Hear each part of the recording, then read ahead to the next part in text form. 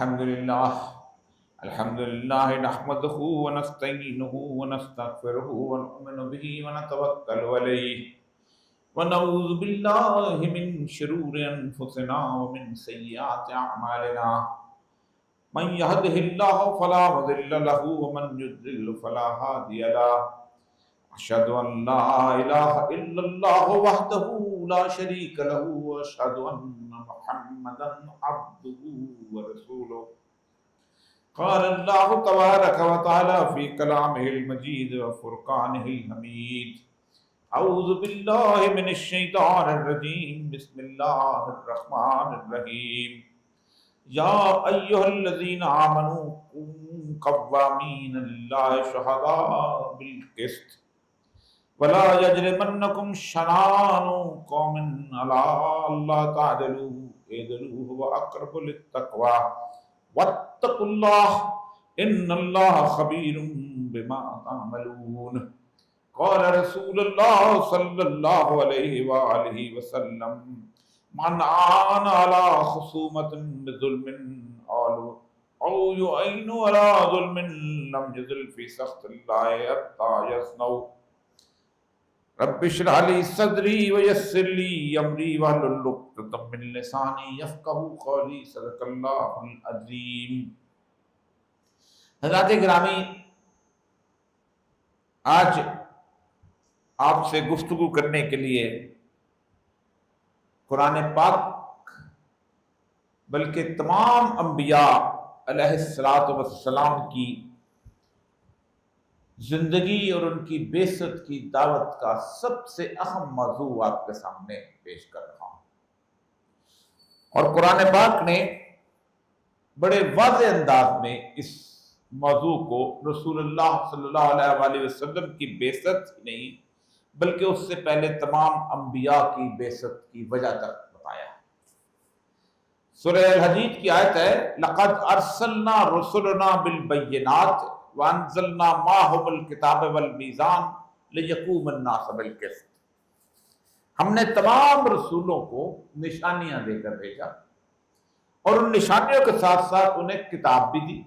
رسول اللہ صلی اللہ علیہ وسلم کے پاس قرآن پاک آیا، حضرت موسیٰ پر تورات نازل ہوئی، حضرت عیسیٰ پر انجیل نازل ہوئی، حضرت داؤد پر زبور نازل ہوئی، اور مختلف انبیاء پر صحیفے بھی نازل ہوئے۔ یہ وہ کتابیں ہیں کہ جو ہم تک معلوم ہیں، ورنہ اللہ تبارک تعالیٰ نے صحائف نازل کیے۔ خاص طور پہ جو حضرت دانیال علیہ السلام کا صحیفہ ہے وہ آج بھی محفوظ ہے، جسے مکاشفات دانیال کہا جاتا ہے۔ اس طرح حضرت یسوع کے بارے میں بھی کہا جاتا ہے کہ ان کے پاس بھی اس طرح کا صحیفہ تھا۔ تو اللہ نے باقاعدہ کتاب بھی، اور ساتھ اللہ نے کہا ایک اور چیز بھی دی، اکیلی کتاب نہیں بھیجی۔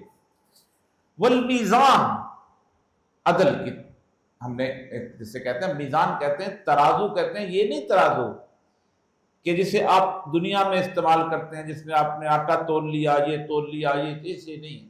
ایک ترازو آپ نے ہائی کورٹ میں، سپریم کورٹ میں، وہ عدل کا ترازو ہے۔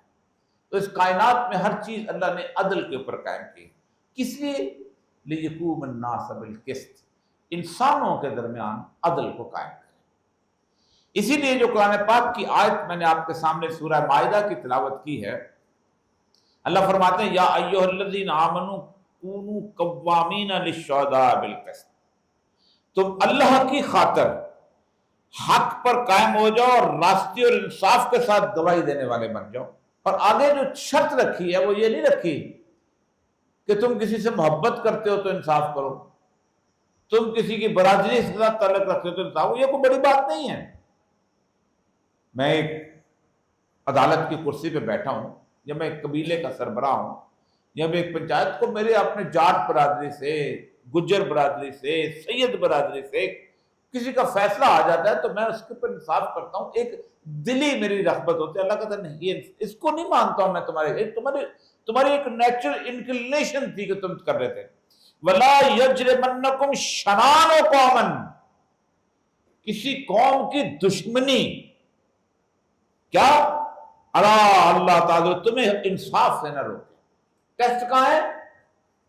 مقابل پہ وہ آ گیا ہے جس کے ساتھ آپ کی دشمنی ہے، مقابل پہ وہ آ گیا جس نے آپ کا نقصان کیا ہوا ہے، مقابل پہ وہ آ گیا ہے کہ جو شخص آپ سمجھتے ہیں کہ شخص آپ کا، آپ کے خاندان کا، آپ کے علاقے کا، آپ کی قوم کا دشمن، وہاں عدل کرو. اللہ تعدلو، کیوں؟ وہ اقرب للتقوی، کیونکہ تقوی سے سب سے قریب ترین چیز. قیامت کے دن جو منزل طے ہونی ہے ہماری، وہ تقوی کے راستے پہ طے ہونی. اللہ نے روزے کے لیے فرض کیے. آپ نے فرمایا کتب علیکم الصیام کما کتب علی الذین من قبلکم لعلکم تتقون، تاکہ تم متقی ہو جاؤ، تاکہ تم تقوی اختیار کرو. اور تقوی بنیادی طور پہ اس چیز کو حضرت عمر رضی اللہ تعالیٰ عنہ نے سب سے بہترین، کیونکہ رسول اللہ صلی اللہ علیہ وسلم کی آپ صحبت میں رہے تھے تو آپ سے پوچھا کہ تقوی کیا چیز ہے؟ فرمایا تم کسی جھاڑیوں والے جنگل سے گزر رہے ہو اور تم نے ریشمی لباس پہنا ہو تو تم اس جھاڑی سے بچو گے، تم اس جھاڑی سے بچو گے. قیمتی لباس ہے نا. تو تمہاری جو اللہ تبارک و تعالیٰ نے جو زندگی تمہیں دی ہے بڑی قیمتی ہے، اور اس قیمتی زندگی کے اندر آپ اس کو تباہ و برباد نہیں کرتے ہیں اس وقت تک جب تک آپ کوئی ظلم نہیں کرتے، کوئی زیادتی نہیں کرتے، کوئی گناہ نہیں کرتے، تو بچتے بچاتے ہیں. اللہ جو ہے اس کے پاس. تو واتقوا اللہ، اللہ سے ڈرو. ان اللہ خبیر بما تعملون، اللہ جانتا ہے جو کچھ تم کرتے. اب آتے ہیں، عدل جو ہے یہ دنیا میں کہیں بھی کوئی لفظ اکیلا استعمال نہیں ہوا. ہر لفظ دن کے مقابلے میں رات ہے، روشنی کے مقابلے میں اندھیرا ہے، عدل کے مقابلے میں ظلم ہے. ایک تو یہ کہ آپ عدل کرتے، لیکن تعریف جو ہے تمام اصحاب نے، تمام لوگوں نے، خود رسول اللہ صلی اللہ علیہ وسلم کی احادیث میں ظلم کی تعریف خاص طور پہ کی. اس سے بچو گے تو عدل ہوگا. ظلم کی میں عربی کی ڈکشنری آپ کے سامنے رکھ دیتا ہوں تاکہ اس کے بعد ہم آگے چلتے ہیں. ظلم میں ظلمن مظلمتن، زیادتی کرنا، غلط روش اختیار کرنا، ناانصافی کرنا، حق تلفی کرنا، بد سلوکی کرنا، حد سے تجاوز کرنا، کسی چیز کا غلط جگہ پہ استعمال کرنا. کوئی چیز کسی جگہ پر اس کے لیے انصاف کہتے ہیں کسی حقدار چیز کا اس کی جگہ پہ اور اس کے محل پہ کھڑا کر دینا. جب آپ کسی ایک کا حق چھین کے کسی دوسرے کو دیتے ہو تو آپ انصافی کرتے ہیں. اللہ کا سب سے بڑا کیا حق ہے ہمارے؟ اس کے ساتھ کسی کو شریک نہ کریں. جب آپ اس کے ساتھ شریک کرنے لگتے ہیں، اور سب سے بڑا شرک جو ہے وہ خواہشات نفس کی پیروی ہے. اللہ نے خاص طور پر کہ تم ان لوگوں کی طرح مت ہو جانا کہ جنہوں نے خواہشات نفس کو اپنا الہ، خدا بنا دیا، حاکم بنا دیا. اللہ کہتا ہے کہ چور کیا کرنے والے کے ہاتھ کاٹ دو. ہم ادھر بیٹھ کے سوچتے ہیں یار 1400 سال پرانی سزا ہے، اس کو کسی کے سامنے ڈیفینڈ کریں گے تو کیا ہوگا؟ مجھے کیا کہے گا؟ اور یار تو پڑھا پی ایچ ڈی ہو کے ایسی باتیں کرتا، تو ایم اے ہو کے اس طرح کی باتیں کرتا. چلا یار تجھ سے توقع نہیں تھی. ٹھیک ہے، اللہ کے رسول نے کہا تھا اس زمانے کی بات ہے، میں ٹھیک ہوتا تھا ڈیفینڈ کرنا. کہ عموماً میرے جو ادیب دوست ہیں، شاعر دوست ہیں، کالم نگاروں کہتے ہیں اگر آج اس سزا نافذ کر دیجئے تو پادا پاکستان ٹنڈا ہو جائے. او بھائی 3 ٹنڈے بناؤ، اس کے بعد جو اگلا ٹنڈا ہاتھ لے کے آئے تو مجھے پکڑ لینا. تم لوگوں نے تماشا بنایا ہوا ہے دین کے ساتھ، اسلام کا. اس جگہ پہ عدل، یہ ہے بیسیکلی ظلم کی تعریف. اب آتے ہیں ان آیات کی طرف جس کی ساری صورتحال جو آپ کے سامنے میں نے رکھی. میں اب ذرا سا، کوئی یہ مجمع پڑھا لکھا ہوتا ہے اس لیے میں تھوڑا سا، اور ظاہر بات ہے اس ویڈیو پہ بھی جاتی ہے تو ظاہر بات ہے پڑھے لکھے لوگ جو ہیں اس کے اوپر، تو میں تھوڑا سا جدید ذہن کی تسلی کے لیے اور اس کے ساتھ ساتھ ایک قرآن کی ایک اور آیت کہ بنیادی طور پر اس کائنات میں، چلو آج تسلیم کر لیا کہ اللہ تبارک و تعالیٰ نہیں ہے. جیسے ہمارے ماڈرن لوگ، ہمارے ایک ٹیچر ہوتے تھے، اللہ تعالیٰ ان کی گناہ معاف کرے، فلسفہ پڑھاتے تھے. تو اس نے کہا کہ دیکھو نا اللہ موجود ہے، اللہ کا نائب کون ہے؟ انسان. نہیں جائر میں فرض کرو کہ اللہ نہیں ہے تو نائب ہی اللہ ہو جائے گا نا. یہ کتنی مزدار منطق ہے. تو میں نے کہا اللہ گیا کہ پہلے تو غائب تو کرو اس کو، تم غائب کرنے کی طاقت تو فرض کرو کہ. تو جو سوشیولوجسٹ ہیں جو کہتے ہیں کہ انسان نے یہ قانون بھی خود بنا لیے، رشتے بھی خود بنا دیے، تعلقات بھی خود بنا لیے، انسان بڑی زبردست چیز ہے، اس نے کہا یہ ماں ہے، یہ بہن ہے، یہ بیٹی ہے، یہ ظلم ہے، یہ فلاں ہے، یہ ہے۔ وہ کہتے یہ ہیں کہ اس کائنات کے اندر انسان نے ایک ادارہ بنایا جس کو ریاست کہتے ہیں۔ یہ ریاست جو ہے وہ کہتے ہیں کہ دو وجہ سے انسان نے قائم کی۔ انسان سارے کام خود کرتا تھا، جب وہ قبیلے میں رہتا تھا، جب وہ غاروں میں رہتا تھا، جب وہ کسی گاؤں میں رہتا تھا، وہ اپنے بچوں کو خود پالتا تھا، اپنے یتیموں کی خود کفالت کرتا تھا، اپنے لیے کنواں خود کھودتا تھا، اپنے لیے کھیتی باڑی خود کرتا تھا، اپنے لیے وہ تمام، یہاں تک کہ گلی محلے کے اندر حکیم جو تھے وہ اس کا علاج بھی خود کرتے تھے، اس اسپتال کی ضرورت نہیں تھی۔ یہاں تک کہ سڑکوں کو بچھانا، آپ کو یاد ہوگا کہ بڑی بڑی سڑکیں جو ہیں انسانوں نے خود بنائی ہیں۔ یہ جو شیر شاہ سوری جس کا ہم نام لیتے ہیں، اس نے کمیونٹی کو کہا تھا کہ علاقے کے اندر، اپنے علاقے کے اندر تم سڑکیں بناؤ، میں دیکھ رہا ہوں۔ یہ تو آج کی بات ہے، پہلے بلوچستان میں ایک اریگیشن کا نظام ہے، کاریزات، وہ پہاڑ کے دامن میں 200 فٹ نیچے پانی آتا ہے، لے کے آتے ہیں اس کو، نیچے لے جاتے ہیں اس کو، اور اس کے بعد اس کو آہستہ آہستہ آہستہ اوپر کرتے کرتے 6-7 میل 15 میل 20 میل کے بعد زمین کی سطح پہ لے آتے ہیں۔ وہ کاریز جو ہیں وہ آج گورنمنٹ کے پاس اس کو مینٹین کرنے کے پیسے نہیں ہیں، وہ خود بناتے ہیں۔ لیکن دو کام ایسے ہیں کہ جس کو وہ کہتے ہیں وہ خود نہیں کر سکتے۔ انہوں نے مختلف ادارے بنائے، پنچایت بنائی، جرگہ بنایا، پھر اس کے بعد شہری حکومت بنائی، پھر حکومت بنائی، ریاست بنائی۔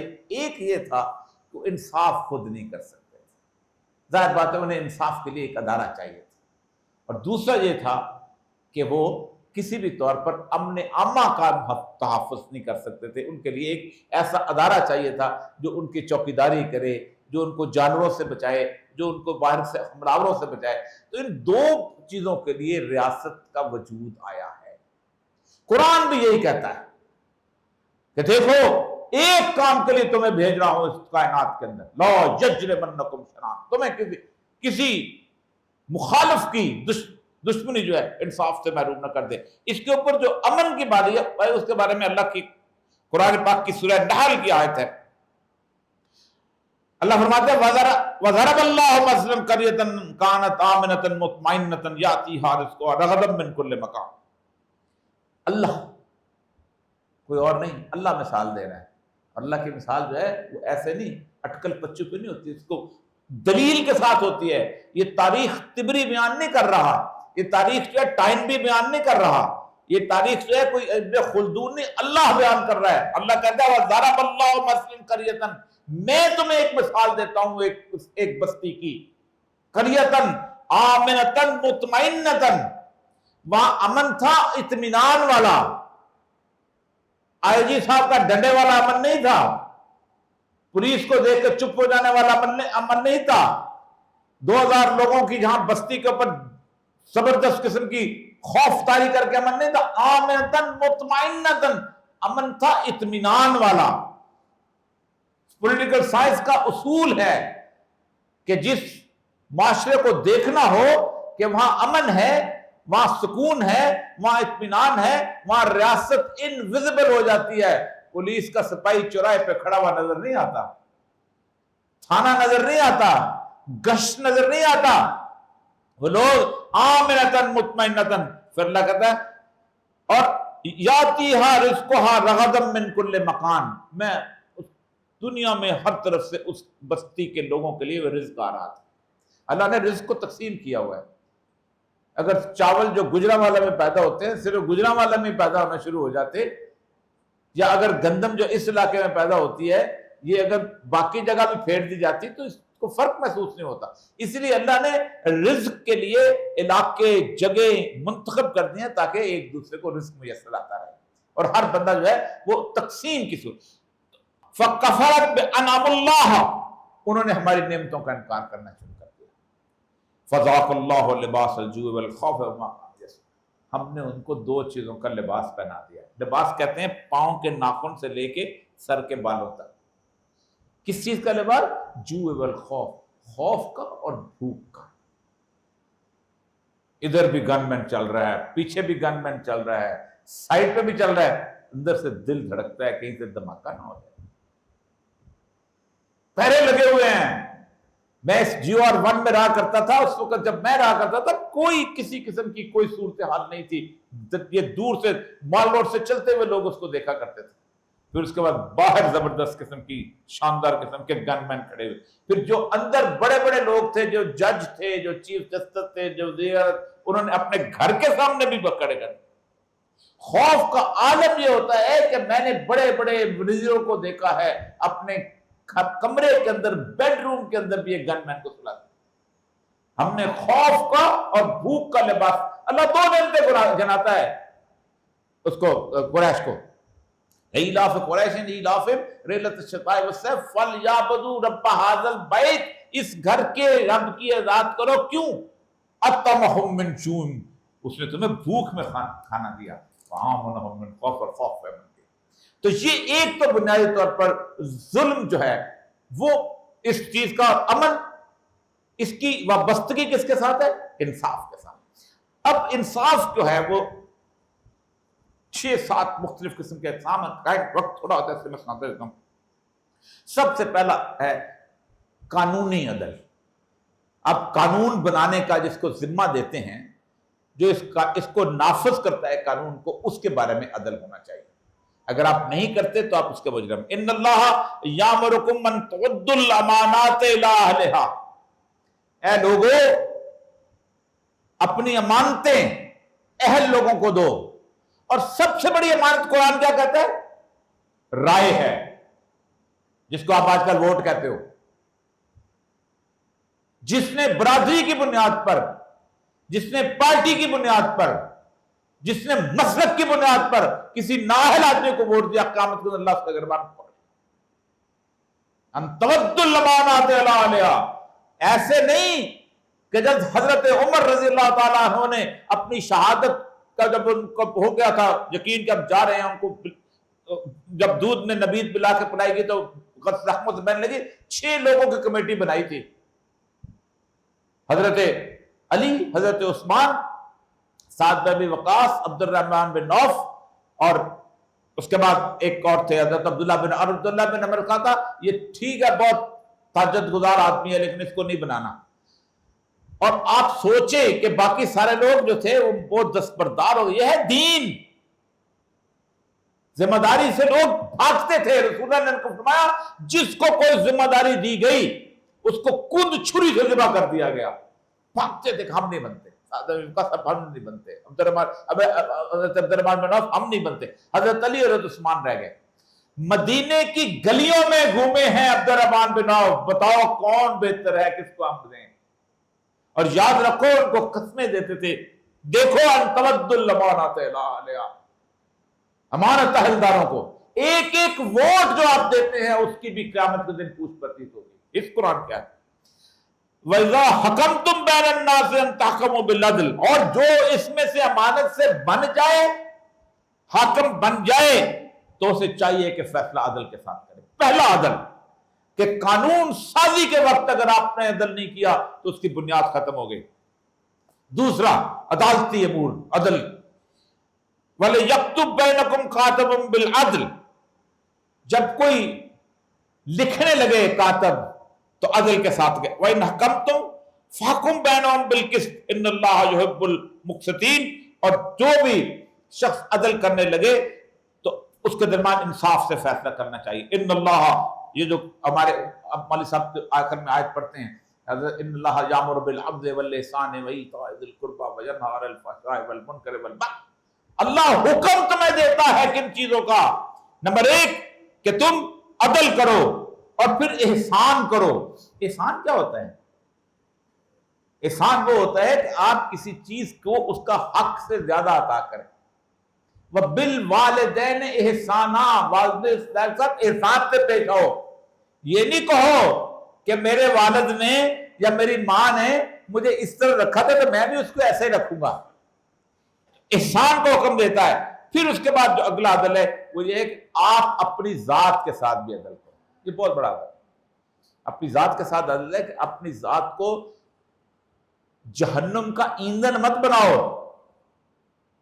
وہ قیامت میں پتہ کیا ہوگا کہ اللہ فرمائے گا کہ تمہیں زبان دے دیں گے ہم، ہاتھ کو، پاؤں کو، وہ بولیں گے آپ کے خلاف، گواہی دیں گے. یا ایھا الذین آمنوا کونوا قوامین بالقسط شہداء للہ ولو علی انفسکم والوالدین والاقربین. ایمان والو انصاف پر قائم رہو، اللہ کی طرف کی گواہی دو، اگرچہ کہ اپنی ذات کے خلاف ہو، ماں باپ اور رشتہ داروں کے خلاف ہو. ان یکن غنیا او فقیرا واللہ اولی بہما. اور کوئی اگر مالدار ہے یا فقیر ہے، اللہ ان کا تم سے زیادہ خیر خواہ ہے. اللہ اس چیز کا دھیان مت کرو کہ چونکہ مالدار میرا دوست ہے، میرا رشتہ دار ہے، اپنے خلاف بھی، اپنے والدین کے خلاف بھی گواہی دو. دو حکم دیا گیا ہے، یہ نہیں کہا گیا کہ تم نے والدین کا چپ سادھ لو. گواہی تم فرض فلا تتبعوا الہوی ان تعدلوا. یہاں وہ آیت آ گئی جو میں نے آپ سے کہا. اور خواہشات نفس کا غلامی مت کرو، اس کی اتباع مت کرو. خواہشات اور فلا انتظ الا تلو ان تعرضوا فان اللہ کان بما تعملون. اگر تم دبی زبان سے گواہی دو گے یا منہ موڑو گے تو بلا شبہ اللہ تو ہے تمہارے مال سے بے خبر. دبی زبان سے کیا ہے؟ اور ناراض ہو جائے گا، میں ویسے میں کان نچ گل کر لینا. کھلی گواہی، واضح گواہی. تیسرا عدل جس کی وجہ سے آج ہم پریشانی کا شکار ہے وہ ہے معاش کے اندر عدل. وَلَا تَأْكُلُوا أَمْوَالَكُمْ بَيْنَكُمْ بِالْبَاطِلِ وَلَا تُدْلُوا بِهَا إِلَى الْحُكَّامِ تَأْكُلُوا فَرِيقًا مِّنْ أَمْوَالِ النَّاسِ بِالْإِثْمِ وَأَنْتُمْ تَعْلَمُونَ. اور آپس میں ایک دوسرے کے مال باطل طریقوں سے نہ کھاؤ، اور نہ حاکموں کے آقے ان کو اس غرض سے پیش کرو کہ تمہیں دوسرے کے مال کا کوئی حصہ قصداً ظالمانہ طریقے سے کھانے کو مل جائے. یہاں آتے ہیں وہ کہتے ہیں جی رشوت جو ہے وہ تو اللہ کے رسول کی حدیث ہے، آج کل کدھر ہے؟ کہا دیکھو لوگوں کے مال ظالمانہ طریقے سے مت کرو. کچھ مال کو وزیر اعلیٰ کو، گورنر کو، جج صاحب کو اس لیے پیش مت کرو کہ تمہیں دوسروں کا مال کھانے کے لیے حصہ مل جائے.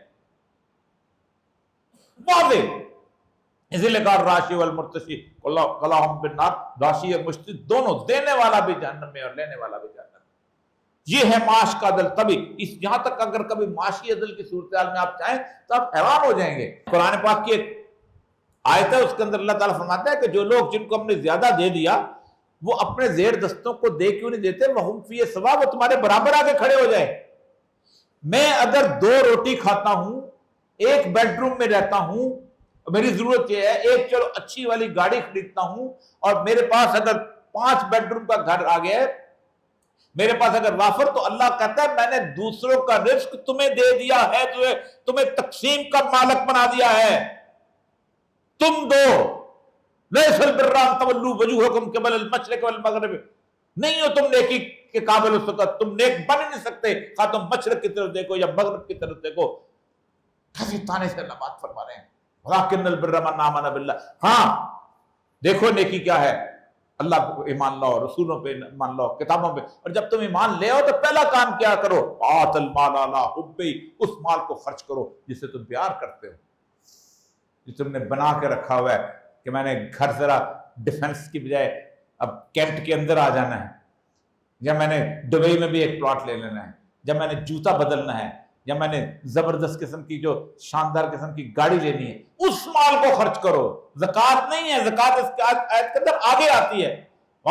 ذوی القربى والیتامى والمساکین. اپنے قرابت داروں پر اللہ تعالیٰ سب سے بڑی پوچھ ہے قرابت داروں کی کرے. آپ کا بھائی کا بیٹا، آپ کے چچا کا بیٹا، آپ کی بہن کا بیٹا، آپ کو معلوم ہوتا ہے ان کے بارے میں. پھر مساکین. تو اس کے بعد جو ہے کہ آئلی زندگی میں عدل. بڑے ہمارے علماء کرام بھی دوسرے بڑی اللہ نے کہا ہے کہ مثنیٰ والثلاث والرباع، کہ جناب بہت ایک بیوی کرو اور دوسری بیوی کرو. بڑے مسلمان مردوں کو اچھا لگتا ہے، میں کس کو اچھا لگتا ہے؟ اللہ کہتا ہے دیکھو ایک بات یاد رکھو، کر لو، تم اجازت دیتے ہیں کر لو. فَإِنْ خِفْتُمْ أَلَّا تَعْدِلُوا فَوَاحِدَةً. اگر تمہیں ڈر ہو کہ تم عدل نہیں کر سکو گے تو تم ایک پہ گزارا کرو، اور تم یقیناً نہیں کر سکتے. یہاں کوئی نہیں. پھر اولاد سے عدل ہے، باقی چیزوں. یہ وہ چیزیں ہیں جن کے بارے میں نے آپ کو بتایا کہ یتیموں کے ساتھ عدل ہے، اہل خانہ کے ساتھ عدل ہے، قرض کے معاملات میں عدل ہے. قرض کے معاملات میں یہ کہ آپ چھوٹ دیں، کس حد تک چھوٹ دے سکتے ہیں لوگوں کو. قرض حسنہ خاص طور پہ اللہ کے رسول نے فرمایا کہ میں نے معراج کے دن جنت کے دروازے پر یہ چیز لکھی ہوئی دیکھی کہ صدقے کو دینے کی 10 نیکیاں ہیں، لڑکے قرض حسنہ کو دینے کی 18 نیکیاں ہیں۔ کیوں؟ اس لیے جبریل سے پوچھا کہ یہ کیوں ہے، اس حدیث کے الفاظ ہیں، میں نے جبریل سے پوچھا یا رسول اللہ ایسا کیوں ہے؟ فرمایا قرض جو مانگ رہا ہوتا ہے وہ مستحق ہوتا ہے۔ اسی لیے یاد رکھیے، کسی کو مدد کرنے لگو تو اس کو کہو کہ یار تمہیں قرض حسنہ کے طور پہ دے رہا ہوں، میرا تمہارے پر کوئی حق نہیں ہے، تم اگر فوت بھی ہو جاؤ یا میں فوت ہو جاؤں تو اس کوئی حق نہیں۔ 8 نیکیاں جایا کرتے ہو تم، 8 گنا نیکیاں، 1 روپے پہ جھگڑتے ہو جا کے اللہ، اس کے لیے تو محل روڈ پہ اور مال روڈ پہ اور بیڈن روڈ پہ نہیں چڑھتے ہو۔ اللہ کہتا ہے 10 گنا 10 نیکیاں ہیں، 10 نیکیاں ہیں عام اس کے لیے، اور قرض اس لیے کہ یہ قرض ہے، قرض اللہ قرض حسنہ، لوگوں کو قرضہ دے کے اللہ کو مقروض کرو، تو جس کا اللہ مقروض ہو، اللہ اکبر، روزے سے اس کی عزت کیا ہوگی، اس کا مقام کیا ہوگا، اس کا اکرام کیا ہوگا جس کا قرضہ اللہ نے دینا ہے۔ لیکن آج کی صورتحال یہی ہے کہ ہم زندگی کے اندر سمجھتے ہیں کہ بس ٹھیک ہے، زندگی چل رہی ہے، میں اپنے بچوں کے لیے بچا لوں، فلاں کے لیے بچا لوں۔ آپ کو یقین ہے کہ آپ نے بچوں کو جب مال چھوڑا ہوا ہے وہ آپ کو نیکی میں خرچ کرے گا؟ اگر آپ کے بچے نے آپ کے پیسے سے زنا کرنا شروع کر دیا، اس کا عذاب کس کو ہوگا؟ جتنا چھوڑ سکتے ہو مناسب چھوڑا جائے، وہ بھی ہے، یہ نہیں ہے۔ پھر ان سارے لوگوں کی جو انصاف کرنے والوں کا مقام مرتبہ دیکھیں، یہ صحیح بخاری کی حدیث ہے۔ نبی صلی اللہ علیہ وسلم نے فرمایا 7 قسم کے آدمیوں کو اللہ تعالیٰ اپنے عرش کے سائے میں رکھے گا جس دن اس کے سوا اور کوئی سایہ نہیں۔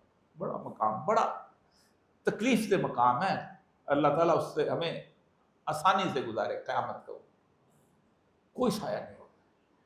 اس وقت اللہ پکڑے گا لمن الملک اليوم، کون ہے آج کے دن کا بادشاہ؟ کدھر ہے فرعون، کدھر ہے نمرود، کدھر ہے حمان، کدھر ہے وہ لوگ جو اس وقت کہتے ہیں عالمی طاقت کے ہم سربراہ بنے ہوئے ہیں؟ کدھر ہے جو لوگ کہتے تھے آج ہمارے ساتھ امریکہ ہے تو کل ہمارے ساتھ روس تھا، پرسوں ہمارے ساتھ وہاں ہے؟ لمن الملک اليوم، کون ہے آج کے دن کا بادشاہ؟ سناٹا چھا جائے گا پورے حشر کے میدان میں، اللہ خود فرمائے گا للہ الواحد القہار، میں ہوں اکیلا اور قہار بھی ہوں۔ اللہ کے رسول فرماتے ہیں اس دن 7 لوگوں کو پناہ دے گی اللہ، کسی مولوی کی بات نہیں ہے، کسی عالم کی بات نہیں ہے، کسی مجاہد کی بات نہیں ہے، کسی پیر کی بات نہیں ہے، اللہ نے کوئی گنتی ہی نہیں کی ان چیزوں کی، کسی مقام اور درجے والے کی بات نہیں ہے۔ نمبر 1 انصاف کرنے والا حق، جس نے انصاف کیا، الذین مکناہم فی الارض، جس کو ہم نے ذرا سا بھی اختیار دیا اگر اس نے انصاف کیا۔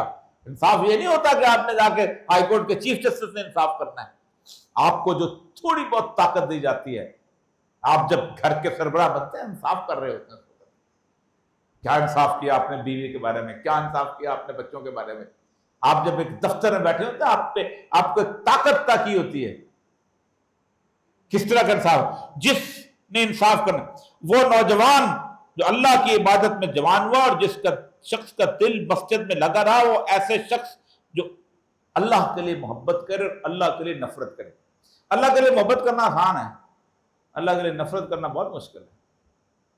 ہو نا کو اللہ کا منکر، ہو آپ کا عزیز، ہو آپ کا رشتہ دار۔ اکثر میں مثال پیش کرتا ہوں، بدر کے لوگ کیوں افضل ہے دنیا سب سے زیادہ؟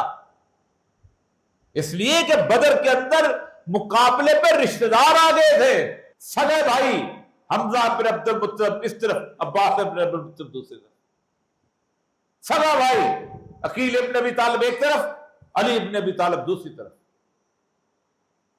ماموں سامنے آیا، سیدنا عمر کا گردن کاٹ دی۔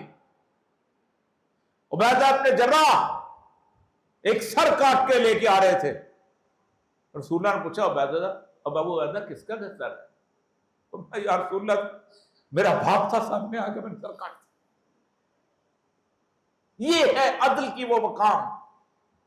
پھر اس کے بعد اللہ کے لیے محبت کرو، اللہ کے لیے، اور اس پر اللہ اسی پر وہ جمع ہوئے اور اسی پہ جدا ہوئے۔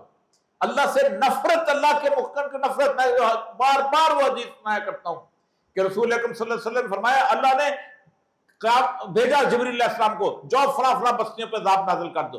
جبریل چلے گئے، واپس لوٹے، کہا اللہ تعالیٰ میں نے ایک شخص کو دیکھا ہے کہ جو شخص لم یاسق طرفۃ عین، جس نے پانکھ جھپکنے جتنا گناہ نہیں کیا. اس سے بڑا چلہ ہے؟ اس سے بڑی عبادت ہے؟ اس سے بڑی دنیا داری سے بے رغبتی ہے؟ نہیں ہے. فرمایا اللہ کا فکرہ سنیں، فرمایا یہ وہ بدبخت ہے عبادت گزار تھا، زاہد تھا، عابد تھا، میرے نام کی غیرت پر اس کے چہرے کا رنگ نہیں بدلتا تھا، اس کو نیچے پٹکو اور پوری بستی اس کے اوپر پٹک.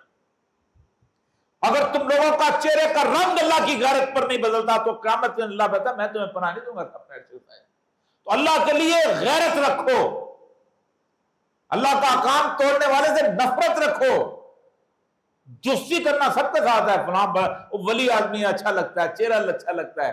دشمنی اندر تمہارے کو ظالم ہے، اندر کو تمہارے بددیانت بیٹھا ہوا ہے، اندر تمہارے کو شخص اللہ کے احکامات نہیں مانتا ہے، رشوت خور ہے، چور ہے، لوگوں کے مال ہڑپ کرنے والا ہے، جائیدادیں ضبط کرنے والا ہے، قبضہ کر، اس سے نفرت کر کے دکھاؤ. اللہ کہتا ہے اس کو میں قیامت کے اپنے تخت کے سائے تلے پناہ کروں. پھر اس کے بعد وہ ایسا شخص جو کسی خوبصورت اور عزت دار عورت کو بلایا، لیکن اس نے یہ جواب دیا کہ میں اللہ سے ڈرتا ہوں. اور وہ انسان جو صدقہ کرے اور ایسے چھپائے کہ اس کے دوسرے ہاتھ کو پتہ نہیں چلے. اس کے لیے کوئی کیٹیگری نہیں بتائی اللہ تبارک تعالیٰ نے کہ عابد ہو، ظاہر صدقہ کر رہا مستقل. اس لیے فرمایا السخی حبیب اللہ ولو کان فاسقا فاجرا، سخی اللہ کا دوست ہے بے شک فاسق اور فاجر کیوں. اس کے بعد آپ نے فرمایا ہاں کہ اور وہ شخص جو اللہ کو تنہائی میں یاد کرے اور اس کی آنکھ سے آنسو لے. فرمایا میں نے دوزخ حرام کر دی اس شخص کا جس کی زندگی میں کبھی میرے خوف میں رات کی تنہائی میں آنسو نکلے اور اس کے چہرے پر. میں اس چہرے کو اتنی حرمت دیتا ہوں، اتنا تقدس دیتا ہوں کہ وہ اس کو آنکھ حرام کر. اب میں صرف آخری، عموماً اکثر یہ سمجھا جاتا ہے کہ یہ ظالم جو ہے، جو ظلم کرنے والا ہے، جو عدل نہیں کرنے والا، وہ اتنا زیادہ طاقتور کیوں ہوتا ہے؟ یہ بہت سوال کرتے ہیں. دیکھو جی اللہ تعالیٰ اگر اتنا بڑا زبردست قسم کا حاکم ہے تو ان کو سزا کیوں نہیں دیتا؟ پہلی بات تو یہ ہے کہ جو ظلم کا ساتھ دیتا ہے نا، جو میں نے حدیث پہلے آپ کے سامنے رکھی تھی، اس کے بارے میں اللہ کے رسول صلی اللہ علیہ وسلم نے ایک فتویٰ دے دیا.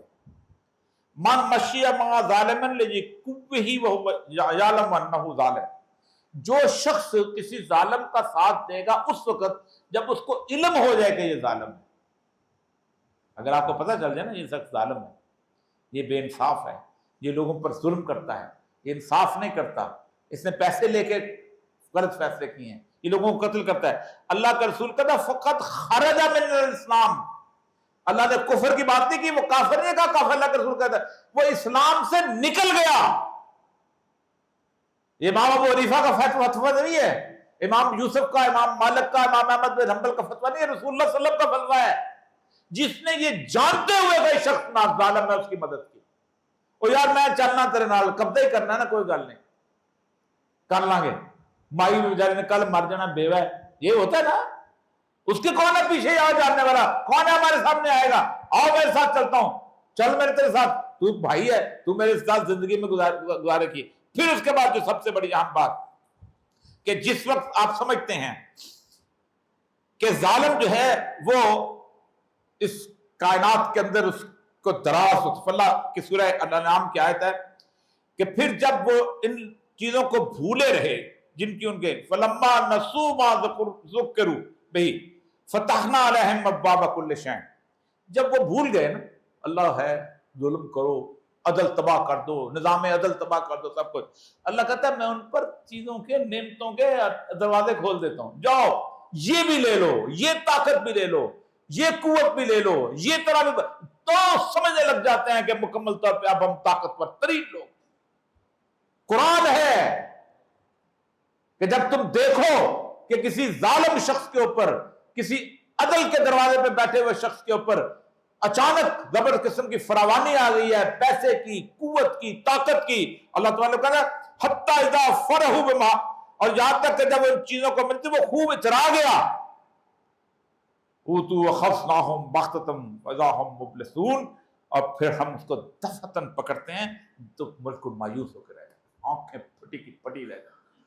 تو جب بھی یہ دیکھو کہ کبھی کسی بھی شخص کو بہت زیادہ قوت، طاقت مل رہی ہے اور وہ اس کے اہل نہیں ہے، وہ ظالم ہے، وہ منصف مزاج نہیں ہے، پھر یاد رکھو کہ اللہ تبارک و تعالیٰ جو ہے اس کو ڈھیل دے رہا ہے، اور وہ اس کے اوپر وہی جو مشہور قرآن پاک کی آیت ہے سورہ بنی اسرائیل کی، وَإِذَا أَرَدْنَا أَن نُهْلِكَ قَرْيَةً أَمْرْنَا مُتْرَفِيهَا فَفَسَقُوا فِيهَا فحق علیہ القول فدمرناها تدبیرا. جب ہم کسی بستی کی ہلاکت کا ارادہ کرتے ہیں تو وہاں کے خوشحال لوگوں کو کچھ حکم دیتے ہیں کہ وہ اس بستی میں کھلی نافرمانی. کتنے بد نصیب ہوں گے جن کو اللہ کی طرف سے یہ مل جائے کہ جاؤ ہماری نافرمانی کرو، اور پھر اللہ تعالیٰ جو ہے وہ اس کی اپنا ان کو پکڑ لیتا ہے. اب ایک حدیث سنا کے یہ سورہ اس کی رسول اللہ صلی اللہ علیہ وسلم جب یہ آیت پڑھی تو اس کے اوپر یہ حدیث سنائی. جب تم دیکھو کہ کسی گناہگار شخص کو اس کی گناہگاری کے باوجود اللہ کی نعمتیں دنیا میں مل رہی ہیں تو اسے استدراج سمجھنا، یعنی وہ ایک مہلت کے اندر ہے. جب کسی قوم کی بربادی کا وقت آ جاتا ہے تو ان پر خیانت کا دروازہ کھول دیا جاتا ہے، راستے آسان ہو جاتے ہیں خیانت کرنے کے. آپ دیکھ لیں، میں تو بیوروکریسی میں رہا ہوں، پی ایم سے لے کے چیف سیکرٹری تک، سپاہی سے لے کے آئی جی تک حصے مقرر ہو جاتے ہیں، پتہ بھی نہیں چلتا. وہ کہتا ہے میں اللہ کی قسم میں نے کون سا ہاتھ سے پکڑے ہیں پیسے جیسے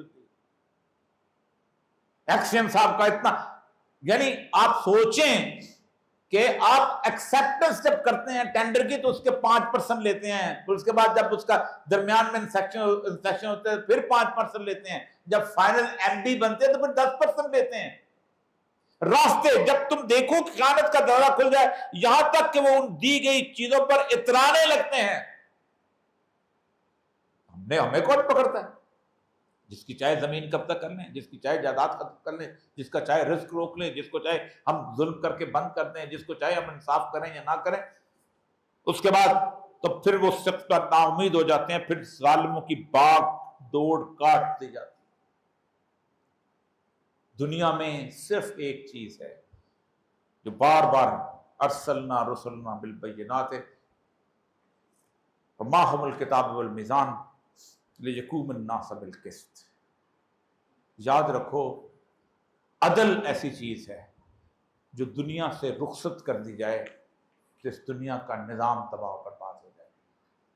ہم لوگ سمجھتے ہیں کہ ہم چند ججوں کو یا چند بڑے لوگوں کو یا صرف آئی جی کو یا ڈپٹی کمشنر کو یا چیف سیکرٹری کو ہم اپنے کو سیاسی کام کروا رہے ہوتے ہیں. تو کوئی ایسی بری بات تو ہے، ہم اس کو کہتے ہیں اس کا یہ روک دو، اس کا یہ روک دو، اس کو الیکشن میں نہ آنے دو.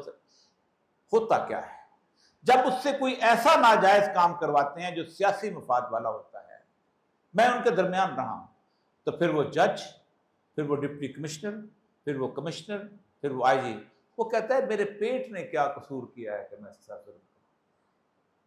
پھر وہ قاتل سے بھی پیسے لیتا ہے، پھر وہ ڈاکو سے بھی پیسے لیتا ہے، پھر وہ چور سے بھی پیسے لیتا ہے، پھر بددیانت سے بھی پیسے لیتا ہے. آپ نے اس کی جھجک کھول دی ہوتی ہے، پھر آپ اس کو پکڑ نہیں سکتے. دنیا کے اندر سب سے اہم ترین چیز یہی ہے کہ عدل کی صورت.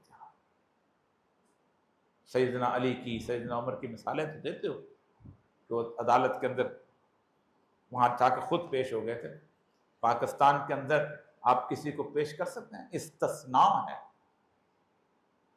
استثناء ہے، آپ پیش کر کے دکھائیں. آپ خود سوچیں کہ اگر گواہی کی بنیاد پر عدل ہو تو بے شک آپ سچ پہ بھی ہو تو قاضی کو ماننا پڑتا ہے. زرا کس کی تھی؟ سیدنا علی ابن ابی طالب کی. گواہ کون تھے؟ ایک کمبر غلام اور ایک بیٹا حسن کا. بیٹے کی گواہی کہاں سے قبول کروں میں؟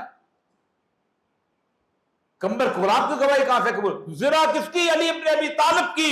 فیصلہ مان کے باہر ہے. یہودی نے کہا اشہد اللہ الہ الا اللہ و اشہد ان محمد رسول اللہ.